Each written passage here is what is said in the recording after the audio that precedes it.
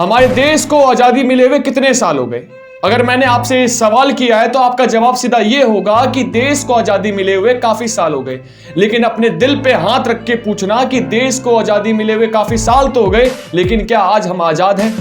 क्या इस स्वतंत्र भारत, लोकतंत्र वाले भारत के अंदर में क्या हम चैन की सांस ले पा रहे हैं? क्या आज के समय में जो घटना 1960 के दशक में घटती थी, महामारी, बेरोजगारी, भुखमरी और ना जाने क्या क्या चीजें जो हम फेस कर रहे थे उस समय में, क्या आज हम नहीं कर रहे हैं? जी हां, आज हमारे देश के अंदर में बेरोजगारी दर बढ़ चुका है, महंगाई का दर बढ़ चुका है। और सबसे बड़ी बात यह है, आज मैं किसी नेता को लपेटने से पहले मैं आपसे एक सवाल करना चाहूंगा और आपके जवाब को कमेंट के माध्यम से सुनना भी चाहूंगा। दिल पे हाथ रख के बोलिए कि हर नेता का कार्यकाल 5 वर्ष का होता है और आपको पता है कि फरवरी के अंदर में विधानसभा का चुनाव होने जा रहा है और चुनाव आयोग ने भी इसका निर्णय ले लिया है। लेकिन आपसे एक सवाल यह है कि हम नेताओं को ब्लेम देते हैं, आप अपने आप को भी ब्लेम देते हो, लेकिन कहीं ना कहीं देखा जाए सबसे ज्यादा करप्टेड कौन है? तो इसका जवाब होगा सबसे ज्यादा करप्टेड यहां का चुनाव आयोग है, यानी कि इलेक्शन कमीशन। जी हां, वही इलेक्शन कमीशन जो कि अपने कार्य को यदि हम किताबों में पढ़ते हैं तो केवल हमें एक ही चीज सुनने को मिलता है कि चुनाव आयोग का कार्य होता है स्वतंत्र एवं निष्पक्ष। क्या ये हो रहा है?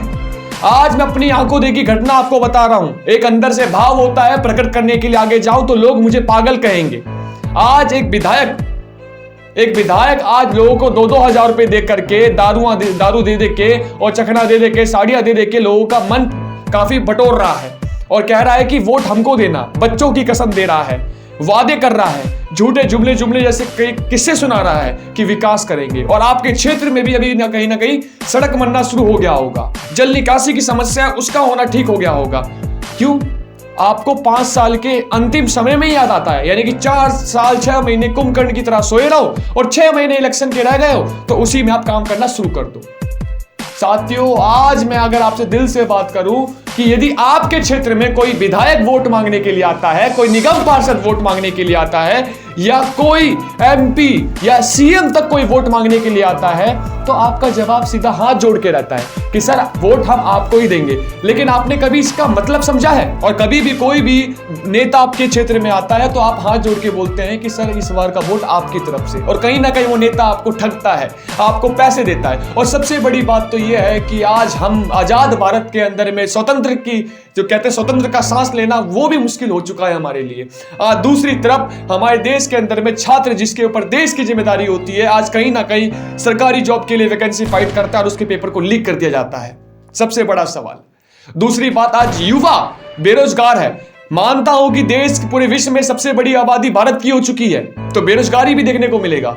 लेकिन एक बात समझ नहीं आता, जो व्यक्ति उस योग्य नहीं है उसको वो पद दिया जा रहा है और जो व्यक्ति उस पद के योग्य है उसको पद से हटाया जा रहा है। ये क्या चल रहा है? आपको भी पता है भारत के अंदर में करप्शन, कहा जाता था कि करप्शन भारत के अंदर में पहले था, लेकिन अगर मैं आपसे कहूं कि पहले की अपेक्षा अभी भी करप्शन ज्यादा है। अगर आंख खोल के देखो, मैं आपसे बात कर रहा हूं, आप किसी पार्टी विचारधारा से संबंध रखते होंगे, आप बीजेपी से होंगे, आम आदमी से होंगे, कांग्रेस से होंगे, या हो सके तो आप निर्दलीय भी होंगे।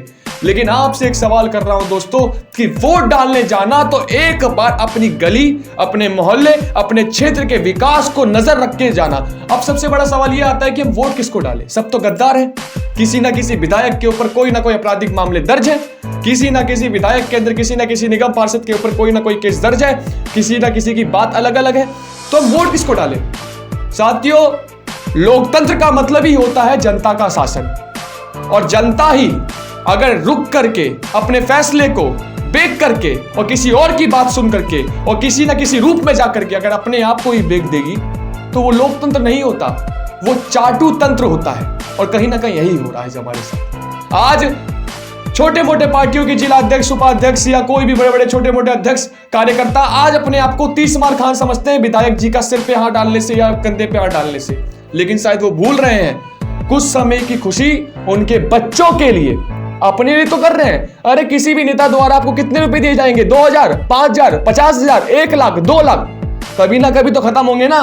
1 महीने बाद, 2 महीने बाद, 3 महीने बाद कभी ना कभी तो खत्म होंगे ना। उसके बाद क्या? वही सड़क से निकलना जिस सड़क की हालत बद से बदतर है, आपके बच्चे स्कूल जा रहे हैं, आ रहे हैं, उसी हॉस्पिटल में इलाज करवाना जहां पे लंबी लाइन है, डॉक्टर अपने कार्य को ईमानदारी से नहीं कर रहा है, उसी स्कूल में जाना जहां पे आपके बच्चों की शिक्षा व्यवस्था इतनी लो हो चुकी है, वहां पे पढ़ाने वाले अध्यापकों के अंदर में मानसिकता में बदलाव आया है, उसी स्कूल में जाना। क्यों? 1 लाख रुपए कुछ समय के लिए आप रख सकते हो, लेकिन सुविधा नहीं दे सकते हो। दिल से हाथ डाल के पूछना, किसी के अंदर जिगरा नहीं है। अगर मैं बात करूं, कहने के लिए संविधान है हमारे देश के अंदर में, कहने के लिए हमारे पास अधिकार है, लेकिन कोई भी इस मामले में पढ़ना नहीं चाहता, कोई भी इस बीच में बोलना नहीं चाहता।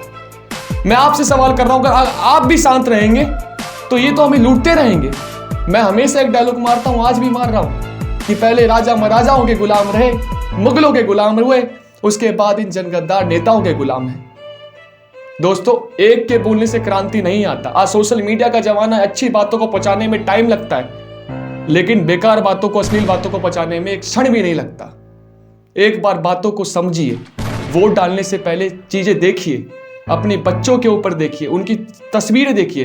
अपने लिए जीने से अच्छा है कि अपने समाज के लिए भी जिए।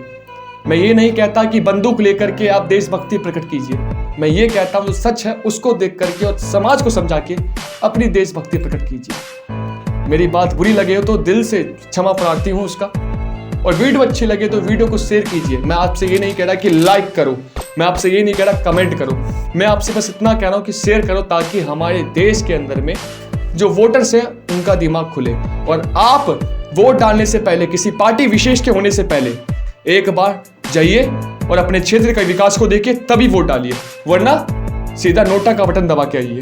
खत्म कहानी। जय हिंद, जय भारत।